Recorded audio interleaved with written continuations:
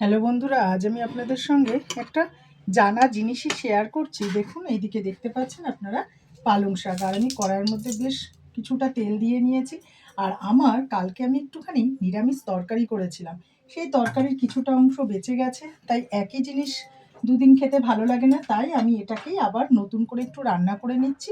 আর পালং শাকে তো আমাদের পাঁচমিশালি সবজি তো প্রয়োজন হয়, আর ওটাও পাঁচমিশালি সবজি আছে। আমি পাঁচফোড়ন দিয়েই করেছিলাম নিরামিষ তরকারিটা। আর আজকে আমি আবার একটু নতুন করে এই পালং শাকটা দিয়েই ওই পাঁচমিশালি সবজিটাকে কাজে ব্যবহার করছি। দেখুন, আমি কেটে নিয়েছি কিছুটা পেঁয়াজ। আমি পেঁয়াজগুলোকে বেশ ভালো করে একটু ভেজে নেব।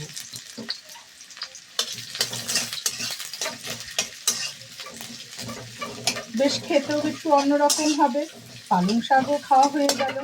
যে সবজি, একই সবজি খেতে আমাদের দুদিন ভালো লাগে না, সেটা দিয়ে যদি আমরা নতুন করে আরেকটা কিছু রান্না করে নিই, তাহলে কিন্তু খেতে কিন্তু খারাপ লাগে না।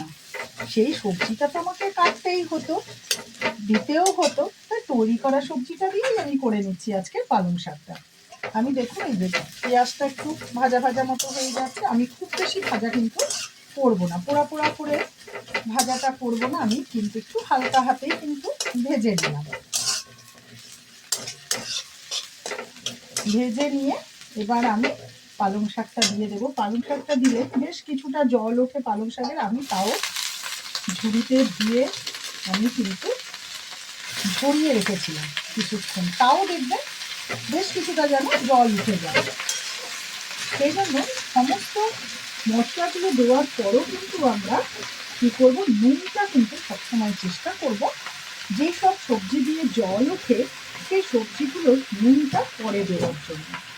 নুন দিলে আর একটু ঢেকে দিলে এমন কিছু রান্না আছে যেগুলো কিন্তু আর জল দিতে হয় না, আমরা এমনিতেই ওই নুনের জল দিয়েই কিন্তু তৈরিটা করে ফেলতে পারি। দেখছেন তো কীরকম জল এখনো পর্যন্ত পড়ছে, আমি কিন্তু বেশ অনেকক্ষণ ধরে জড়িয়ে রেখেছিলাম।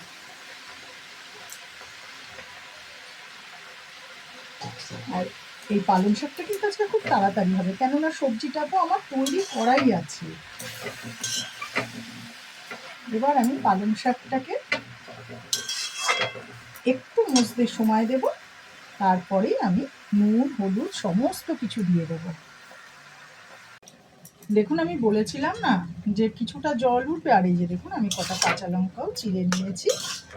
আর এই পাশে আমি প্রেশার কুকারে আর একটু ডালটাও কিন্তু আমি একটুখানি বসিয়ে দিয়েছি।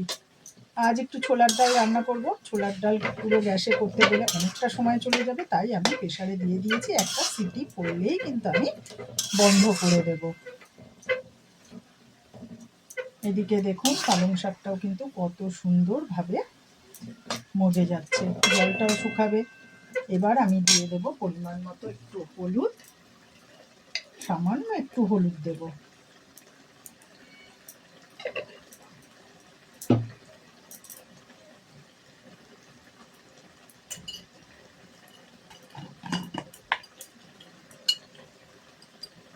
আর দিয়ে দিচ্ছি একটু জিরে গুঁড়ো, কেননা পাঁচমিশালি সবজিটা তো একেবারেই রান্না করা রেডি করাই ছিল, তাই খুব বেশি লঙ্কা হলুদ নুন খুব একটা দেবো না। শাকের পরিমাণটার মতো করেই কিন্তু আমি দেবো। আর দেখুন, আমার কাছে না কাঁচা টমেটো ছিল, আমি না সেই কাঁচা টমেটোটাকে ছোট ছোট করে কেটে দিয়ে দিয়েছি।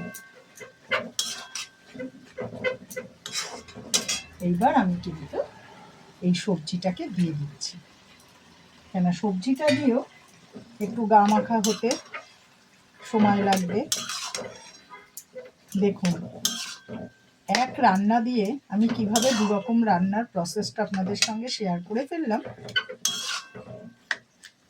যে খেতেও কিন্তু খারাপ লাগলো না, কালকে কেউ বুঝতেও পারলো না আমি যে চুপচাপ যে সেই পাঁচমিশালি তরকারিটাকে দিয়েই যে পালং শাকটা করে ফেললাম, কেউ কিন্তু জানতেও পারলো না। তার কারণ হলো, আমি আপনাদের সঙ্গে চেষ্টা করি কিছুটা শেখাবার মতো, যে জিনিসটা আছে সেটা দিয়েই কিভাবে আমরা আরেক রকম খাবার তৈরি করতে পারি সুন্দরভাবে, সেই জিনিসটাই কিন্তু আমি আপনাদের সঙ্গে শেয়ার করলাম।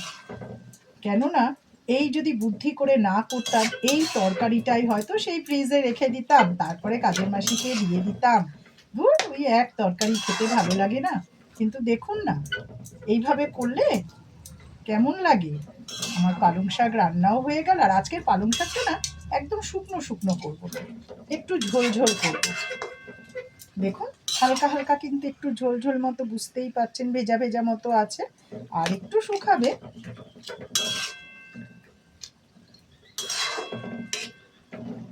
দেখুন রংটাও কত সুন্দর।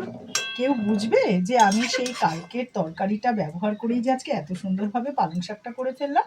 আর দেখুন টেস্টটাও কিন্তু পুরো অন্যরকম, কেননা কালকে পাঁচফোড়ন দিয়ে আমি নিরামিষ তরকারিটা করেছিলাম, আর আজকে তো আমি একটু পেঁয়াজ ফোড়ন দিলাম পালং শাকে। আর এটার সঙ্গে যদি মাছের মাথা হতো দারুণ লাগতো, কিন্তু আমি মাছের মাথা আছে ঠিকই, কিন্তু দেবো না, আজ আর মাছের মাথা দেবো না। এভাবেই আমি আপনাদের সঙ্গে রান্নাটা শেয়ার করলাম। যদি ভালো লেগে থাকে তাহলে অতি অবশ্যই লাইক কমেন্ট শেয়ার করবেন, আর ইউটিউব চ্যানেলটা ফলো করলে অতি অবশ্যই সাবস্ক্রাইব করে দেবেন। এই দেখুন, আমি কিছুটা ধনেপাতাও কিন্তু একদম ভিজিয়ে রেখেছি, বেশ খানিকটা ধনেপাতা দিলাম।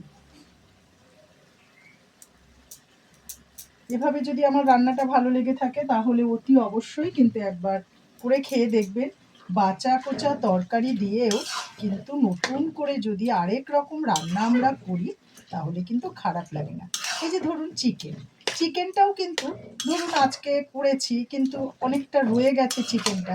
সেই চিকেনটাকে যদি আমরা আবার একটু সবজি দিয়ে সুন্দর করে যেভাবে আমরা স্যুপ করি, সেইভাবেই যদি চিকেনটাকে যদি আমরা আবার করার চেষ্টা করি না, সেটাও কিন্তু অসাধারণ লাগে। হয়তো সামান্য কিছু একটু এদিক ওদিক করতে হবে আমাকে ঠিকই।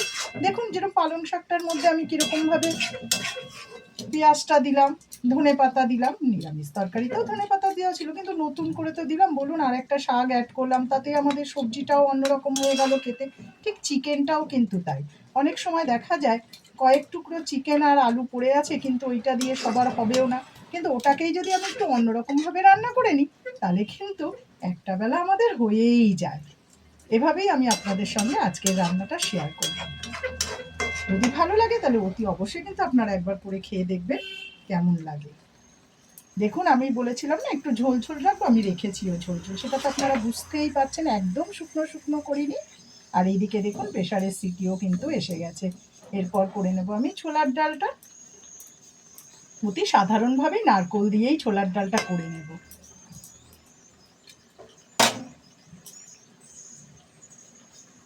একেবারে রেডি পালং শাক। দেখুন আমি অফ করে দিচ্ছি গ্যাস।